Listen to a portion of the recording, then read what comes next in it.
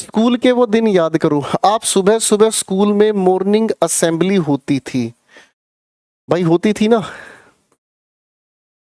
सुबह सुबह आप स्कूल में इकट्ठे होते थे और मॉर्निंग असेंबली होती थी, हाँ है ना। अब सारे के सारे बच्चे इकट्ठे खड़े होते थे, हैं। जरा याद करो आपके स्कूल में क्या होता था। सुबह सुबह मॉर्निंग असेंबली होती थी और सारे के सारे बच्चे एक के पीछे एक लाइन लगाकर ऐसे खड़े होते थे और प्रार्थना गाते थे। याद है, ऐ मालिक तेरे बंदे हम, ठीक है, ऐसे ही चलता था। अब ऐसे कई सारे हमारी क्लास के भी खिलाड़ी होते थे जो पीछे किसी दूसरे को लात मारते थे, होता था, हाँ है ना। ये सब काम होते थे, बड़े मजेदार वो दिन हुआ करते थे, हाँ है ना। फिर असेंबली में ये सारा काम होने के बाद आता था हमारा फिजिकल टीचर, यानी कि पीटीई, ठीक है, या पीईटी भी बोल देते हैं, फिजिकल एजुकेशन टीचर या इंस्ट्रक्टर।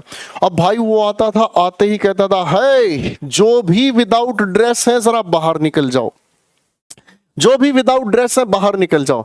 भाई साहब ये विदाउट ड्रेस सुनते ही मेरी हंसी छूट जाती थी, ठीक है ना। विदाउट का मतलब समझ में आता है नॉट, ठीक है, एब्सेंस को बताने का काम करता है, यानी कि जिसने ड्रेस नहीं पहनी वो बाहर आ जाओ। ये तो बहुत गलत बात है भाई, ये तो बहुत गलत बात है भाई, है ना। काहे गलत बात हो गई भैया, ये तो पूरी तरह से गलत बात है। ड्रेस तो सभी लोग पहने हुए हैं।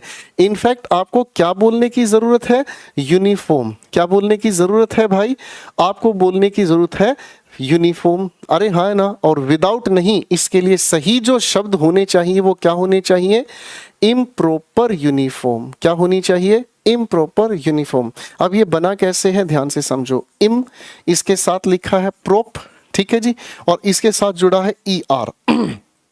आगे लिखा है यूनी, आगे लिखा है FORM। पहले बेटे एक बार इन सारे शब्दों को ध्यान से देखोगे ना, एक बार इन सारे के सारे शब्दों को ध्यान से देखोगे ना, फिर समझ में आ जाएगा, ठीक है ना जी।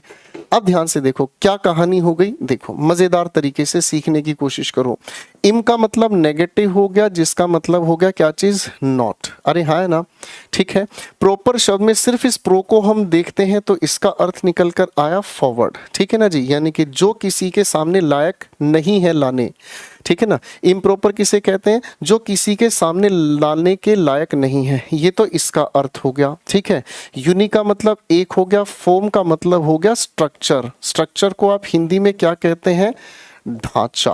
क्या कहते हैं, ढांचा। यानी कि जो एक ढांचे को प्रकट करे उसे यूनिफॉर्म कहते हैं। क्या कहा, उसे यूनिफॉर्म कहते हैं, ठीक है ना। तो बचपन की एक छोटी सी घटना से हमारी बात भी सही हो गई और शब्द भी याद हो गया। कहो कैसी रही।